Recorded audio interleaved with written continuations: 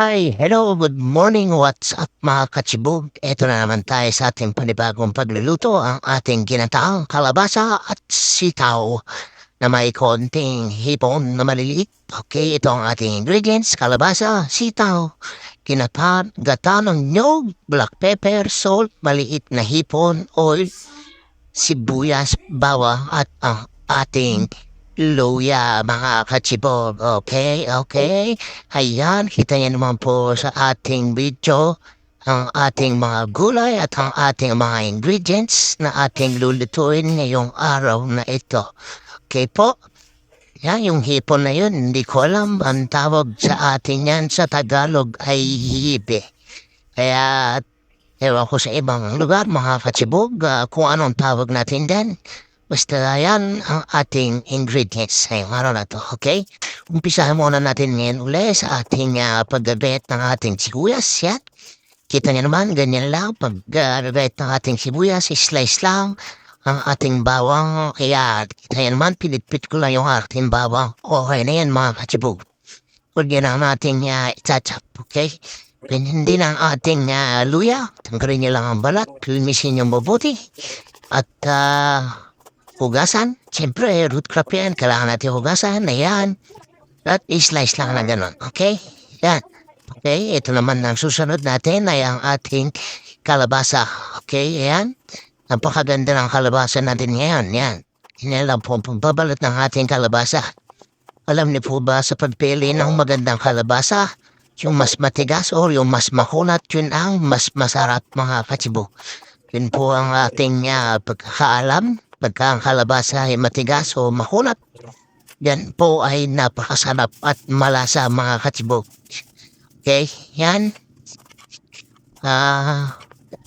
Isusunod naman natin na ang ating sitaw. Yan. Ikat ka lang po ng ganyan ng mga sitaw at okay na po yan. Yan. Okay, mga katsibog. Yan. Ngayon, hugasan muna natin ang ating mga gulay. Okay, masyadong maliit ang ating mangkok, kaya lilipat natin siya sa isang malaking jar. Sirolo ba? Hindi. Ang tawag natin dyan ay palanggana sa Tagalog. Okay, yan. Hugasan lang natin mabuti ang ating mga gulay. Pantilihin natin malinis ang ating mga kakainin. Okay, yan. Hiwain muna natin ang cubes ang ating kalabasa. Ganyan lang po ang paghihiwa. Huwag masyadong malaki, huwag din mo masyadong maliit. Dahil alam niya naman, at alam natin na ang kalabasa ay madali lang din siyang maluto kahit matigas yan. At pagkaya ni kumulo, medyo madudurog talaga siya. Okay? Yan mga katsibog, umpisa na natin uli na pagsala ng ating kawali. Na painitin muna natin yan bago natin ilagay ang mantika. Yan, okay? Kunti mantika lang, binawasan ko pa. Kunti na, binawasan pa. Okay mga katsibog? Okay, yan. Sa palagi natin pagluluto, unahan natin ang paminta. Okay, gisa muna natin ang ating hindi yan sibuyas. Luya mga katsibog. Yan, yan ang sibuyas. Okay mga katsibog. Yan, gisa-gisa lang ng mabuti. Yan, mix-mix lang, halo-halo. At sinunod na natin ang ating bawang. Okay mga katsibog. Mix lang natin yan. Igisa ng mabuti para lumabas ang lasa. Okay. Yan. Pinakamaganda talaga mga katsibog na falanetilihin natin laging paggigisa ang ating pagluluto dahil siyempre alam naman natin na pagka ginigisa ang ating mga gulay, mas masarap siya compare sa mga pagluluto na sabay-sabay or isang kuluan lang. Okay mga katsibog, yan. Ilalagyan na natin ang ating maliliit na hipon or hibe. Hibi nga yata talaga ang tawag natin dyan sa maliliit na hipon. Okay mga katsibog. Yan, pwede rin naman kayo maglagay ng mga pork belly or ibang sangka. Pwede rin ang chicharon sa pagluluto ng ginataang kalabasa. Okay? Ayan, hinalo ko na. Nilagyan na natin ng kalabasa at sitaw.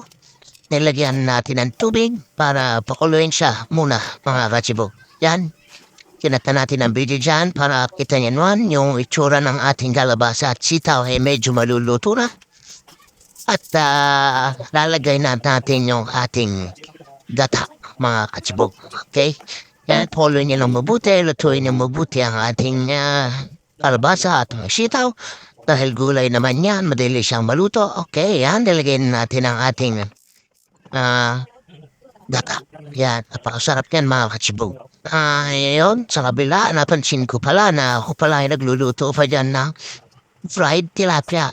Ako po mga kachibog, napakasarap na kapartner ng fried tilapia ang ginataang kalabasa. Okay mga kachibog, pwede rin fried gempo, fried chicken, lahat ng fried pwede dyan pagka-partner mo ang ginataang kalabasa sa tanghalian o hapunan mga kachibog.